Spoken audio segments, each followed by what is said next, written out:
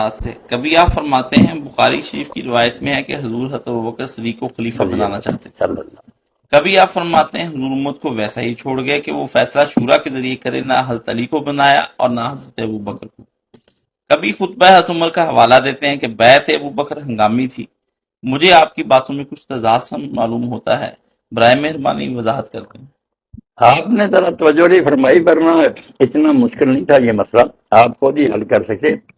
ایک تو ہے ایسا مقرر کر جانا کہ حضور اعلان فرما دیتے کہ میرے بعد فلاں خلیفہ ہے، واضح کلیئر بات ہوتی، ایسا آپ نے نہیں کیا، نہ ابو بکر نے کیا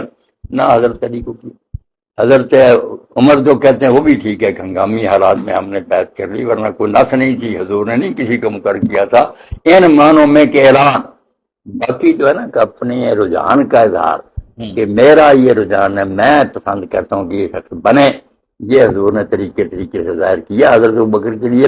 مگر وہ اسی لیے نہ لکھا اور نہ اعلان کیا کہ امت کا جو انتخاب کا حق تھا وہ مجروح ہو جائے گا۔ جو چننے کا ہے نا، ایک کو تو مقرر کر دوں قیامت تک کیا بنے گا۔ اب ہمارے ایرانی بھائیوں نے انقلاب برپا کیا، اللہ اس کی حفاظت کرے، دیکھیں نا وہاں کوئی اللہ کی طرف سے مقرر ہوا خلیفہ نہیں، نہ رسول کی طرف سے، اب امت چنتی ہے۔ تو یہ چناؤ جو ہے نا کہ لوگ چنیں، اس کو قائم رکھنے کے حضور نے کھلا اعلان نہیں کیا۔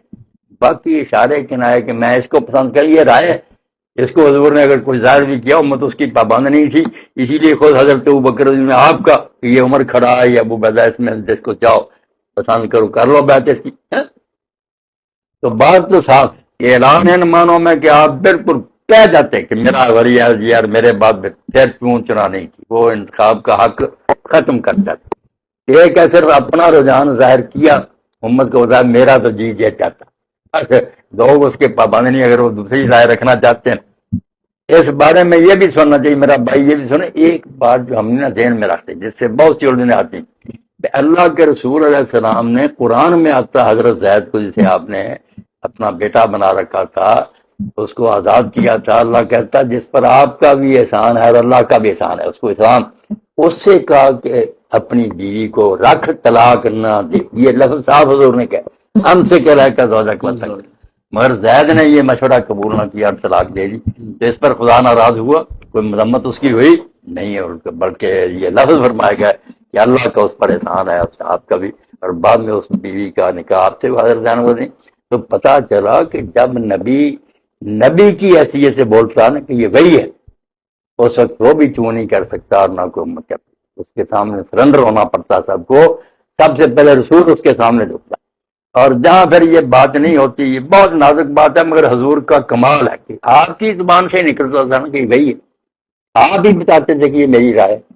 اگر آپ اپنی رائے کو کہہ دیتے یہ وہی ہے تو تباہ ہو جاتا سب کچھ۔ اب یہ لکیر کھینچنا، اتنی دیانتداری اور اتنا خوف خدا پر مبنی کہ حضور سے جب پوچھتے تھے کہ یا رسول اللہ یہ وہی ہے کہ ہم نہ بولیں، یہ آپ کا خیال ہے؟ جنگ خندق پر دیکھیں، بدر کے موقع پر کیمپ لگانے پر دیکھیں، آپ کہہ دیتے میرا خیال، ہمارا جیتا تھا مانو، اور لوگوں نے جو رائے دی حضور نے اپنی رائے چھوڑ کر اس کو قبول کیا۔ اس سے پتہ چلتا جو ہر بات میں ہم کہتے ہیں حضور نے یہ کہا تو فلاں صحابی نے نہ مانا، بھائی اگر وہی ہے پھر اس کے مقابلے کوئی نہیں بول۔ اگر آپ ایک مشورہ دے رہے ہیں، اور یہ اسلام میں آزادی کا تصور اتنا اعلیٰ ہے کہ نبی کے مقابلے میں آزادی،